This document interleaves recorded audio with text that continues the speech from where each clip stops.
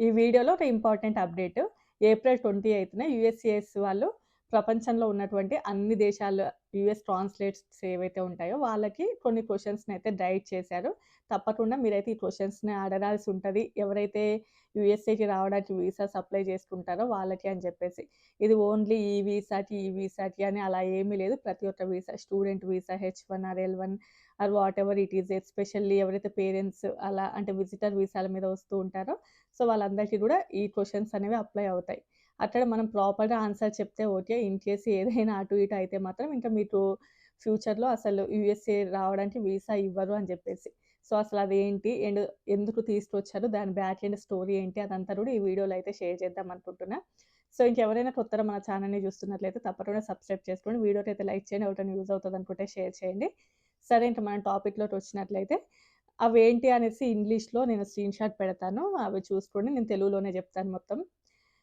మీరు యూఎస్‌ఏకి వస్తూ ఉంటారు. సో, ఫస్ట్ మనం అక్కడికి వెళ్తాం. అక్కడ క్వెషన్స్ అడుగుతూ ఉంటారు. ఒకప్పుడు వినని కొన్ని క్వెషన్స్ మనం వినాల్సుంటది ఫ్యూచర్‌లో అని జెప్పేసి.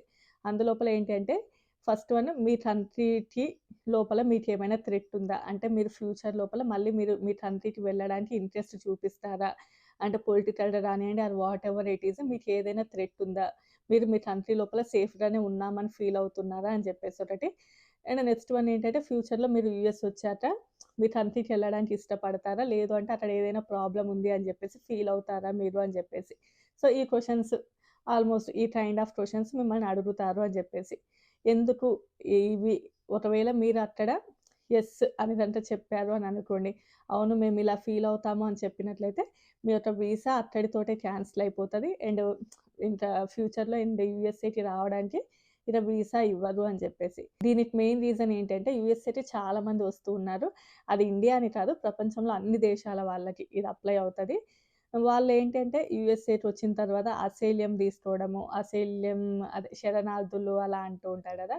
వాళ్ళలాగా అంటే ఇక్కడికి యూఎస్ వచ్చిన తర్వాత ఇక్కడ వాళ్ళు అంటే మా కంట్రీకి మాకు చాలా థ్రెట్ ఉంది. మేము తిరిగి మా కంట్రీకి వెళ్ళలేము.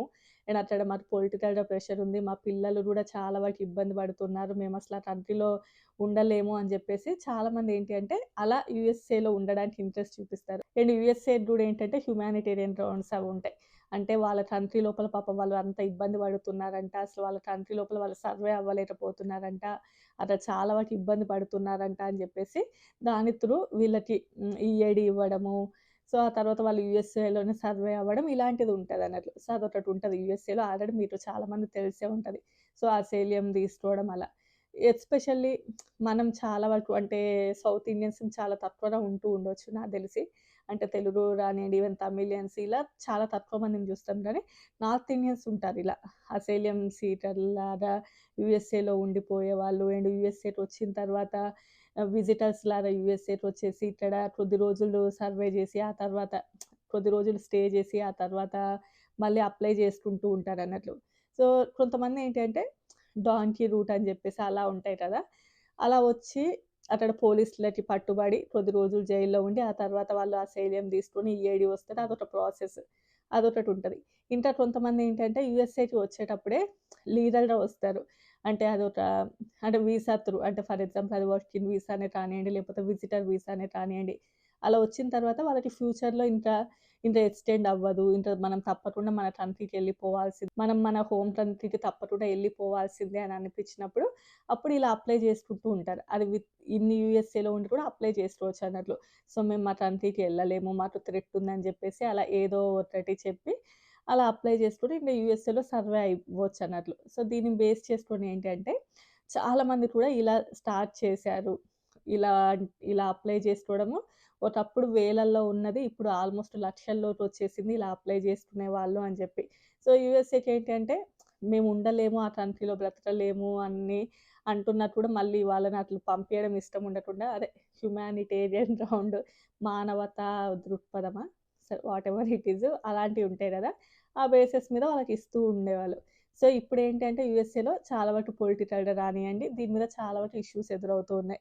సో, చాలామంది ఇలా వచ్చేసి అసైలియం సీకర్‌లలాగా యూఎస్ఏలో ఉంటే, యూఎస్ఏకి చాలా వరకు థ్రెట్ ఉంటుంది. అండ్ యూఎస్ఏ యొక్క ఎకానమీకి గూడా చాలా వరకు ఇబ్బందవుతూ ఉంది. అండ్ యూఎస్ఏలో టాక్స్ పేయర్స్ కట్టేటటువంటి మనీ కూడా కొంచెం ఇబ్బంది జరుగుతూ ఉంది. అండ్ ఫ్యూచర్ లోపల కొన్ని యూఎస్ఏలో ఉంటాయి కదా! కొన్ని బెనిఫిట్స్ వాటికి కూడా ఇబ్బందవుతూ ఉంది. సో, ఈవెన్ పొలిటికల్‌గా గానియండి, ఈవెన్ ఏ ఏ విధంగా జూసినా కూడా దీని వలన పెద్దగా యూసేజ్ లేదు గానీ, చాలా వరకు కూడా నష్టం జరుగుతుంది అని జెప్పేసి వాళ్ళ యొక్క ఒపీనియన్. సో, దీనిని బేస్ చేసుకొని ఏంటి అంటే, అసలు ఇలా ఎవరున్నారు? వాళ్ళ యొక్క బ్యాక్‌గ్రౌండ్ ఏంటి? అదంతా కూడా చూడడం స్టార్ట్ చేశారు. ఈవెన్ ట్రంప్ అడ్మినిస్ట్రేషన్ వచ్చిన తర్వాత ఐసీ అని ఒక దానిని పెట్టి, అసలు ఎలా ఉన్నారు? వీళ్ళు ఏ రూట్‌లో వచ్చారు? వీళ్ళకి అసలు ఎలా ఈ ప్రాసెస్ అంతా జరిగింది? ఎలా సర్వే అవుతున్నారు? ఇవన్నీ కూడా చేయడం స్టార్ట్ చేశారు. బట్ ఇప్పటికి కూడా ఇంకా యూఎస్ఏకి వచ్చేసి, యూఎస్ఏలో వచ్చేటప్పుడు ఒక విజిటర్ వీసా త్రూ వచ్చేసి, ఆ తర్వాత అప్లై చేసుకుంటూ ఉండడం. ఇలా చేయడం వలన ఏంటి అంటే, చాలా వరకు స్ట్రెస్‌గా అనిపిస్తుంది అని జెప్పేసి, ఇక ముందు నుంచి ఎవరైతే యూఎస్ఏకి వస్తూ ఉంటారో, సో, వచ్చే ముందే వీళ్ళని ఫస్ట్ ఈ క్వెషన్స్ అడుగుదాం. మీ కంట్రీ లోపల ఏమైనా థ్రెట్ ఉందా? సో, మీ కంట్రీ లోపల మీరు ఫ్యూచర్‌లో మీ వీసా అయిపోయిన తర్వాత ఎళ్ళడానికి ఇంట్రెస్ట్ చూపిస్తారా? అప్పుడు గనక వాళ్ళు ఓకే. మేము ఇంట్రెస్ట్ చూపిస్తాము అనకుండా లేదు అంటే క్వెషన్ అర్థమయ్యి, అర్థం కాకుండా కూడా ఒకవేళ యెస్ మా కంట్రీ లోపల మాకు థ్రెట్ ఉందని చెప్పారు అనుకోండి. సో, వాళ్ళు అట్లనే వీసా ఇవ్వడానికి ఇంట్రెస్ట్ చూపించరు. ఎందుకంటే నిజంగా అంత థ్రెట్ గనుక ఉంటే వాళ్ళు ఏ డాంకీ రూట్‌లోనో అలానో, ఇలానో భయపడుతూ బయలుదేరుతారు గానీ, మంచిగా వచ్చేసి ఒక వీసా అప్లై చేసి ఇంత ప్రాసెస్ చేసుకుంటారా అనేది ఒకటుంటది కదా!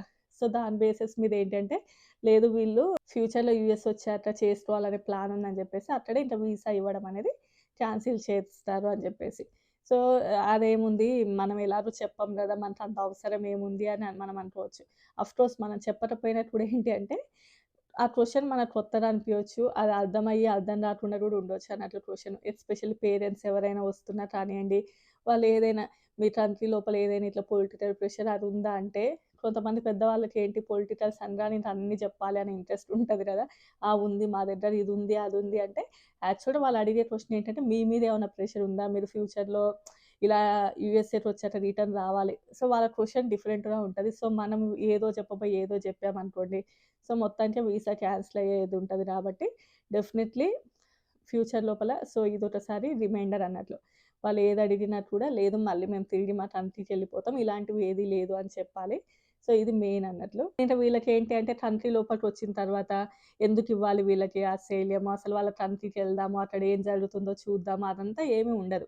ఇక్కడికొచ్చిన తర్వాత వీళ్ళ లోపల ఏమైనా క్రిమినల్ హిస్టరీ ఉందా యూఎస్ఏలో ఉన్నన్ని రోజులు, బేస్డ్ ఆన్ దట్ దాన్ని బేస్ చేసుకొని వీళ్ళకి ఇంత ఈ అసైలం ఇవి ఇవ్వడం ఉంటది.